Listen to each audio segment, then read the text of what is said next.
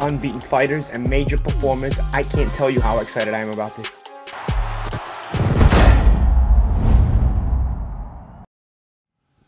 James Helder, IFL TV, MTK Global. I'm in Liverpool today at the weigh-in for Amir Khan v Phil GRECO. I'm quite fortunate enough to be joined by broadcaster Andy Clark. Firstly, how are you, sir? I'm very well, thanks. Very well. Got to say, congratulations on the wedding. How does it feel to be a married man? Feels great. Yeah, it was really good fun. I actually have to get married twice because my fiancée is Nigerian. My wife now is Nigerian, so I had a traditional Nigerian wedding last Sunday, which was pretty amazing actually. It was slightly nerve-wracking because I had to dance into a hall of 350 people with 8 or 9 of my idiot friends, but they all committed fully to the process, so it was great. It was really good. Congratulations to yourself. Let's talk a little bit about Amir Khan, Phil GRECO. How do you see Amir Khan getting on with the GRECO firstly? Well, the GRECO's a good opponent for him, I would say, because when you watch him, he kind of walks forward, weight heavily on his front foot, doesn't really move his head too much. He's been in with some decent fighters, but has been stopped by the likes of Errol Spencer, Sean Porter. So he's not a top-level fighter, but he's bang up for it. And that's what they needed for this. They needed somebody who would play their part in the promotion and talk up and sell the fight. And he's definitely done that. And he's trained hard too. There's a good series he's brought out actually called Le GRECO versus Khan. He's called it Fighter Series, which documents his training camp. He's added Fernando Vargas to it, for example, former world champion, and he's trained properly for this. How much do you think Fernando Vargas can add to his game? Do you feel that Phil GRECO, the age he is, he can adapt and put more to his sort of overall fighting style, or do you feel he is the fighter that he is? We can't really change him. I think he is what he is at this stage, but I think having somebody like that around, you know, just affects your mentality more than anything else. The way you think about things, maybe little bits about preparation. I think it's good for morale to have somebody like that involved. You know, he's talked at length actually about how good it's been having Vargas around. So I think Le GRECO will definitely come and give it a crack tomorrow night. But let's face it, Khan needs to beat him and he needs to look good doing it.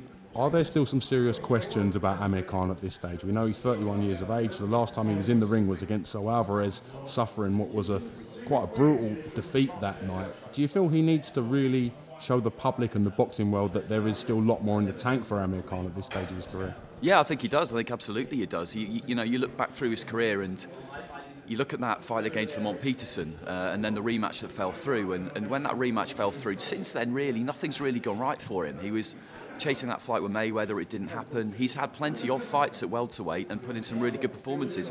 But incredibly, he's never fought for a world title at welterweight. He hasn't had a world title fight since 2012 when he lost his WBA title to Danny Garcia, which for somebody of his ability is absurd. And then he did step up and fight Alvarez for the middleweight title, but it was a bad move, and he admits now it was a bad move, although you can understand why he did it, because he wanted a big fight and one just wasn't coming his way. So I think there's still a lot, he feels that there's still a lot left for him to do and a lot left for him to prove. It's just whether he's still got it after 2 years out. It could rejuvenate him, or the skills could be blunted to an extent where they're never quite the same again.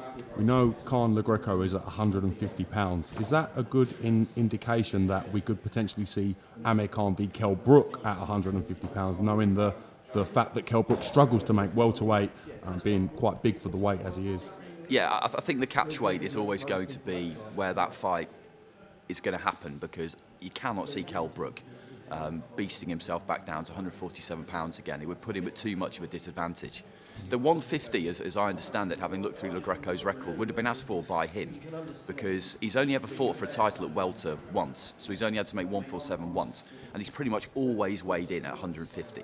So I think that's what that's about. So if Amir feels comfortable at 150, then inevitably people will talk about that fight happening at a catchweight. I think it will have to happen at a catchweight, and I think it does have to happen.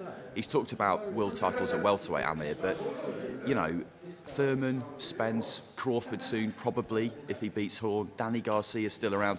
I'm not saying that he can't live with those guys, and Thurman hasn't been all that active himself, but he's going to need to be at least as good as he was before the break, if not better, to beat any of them.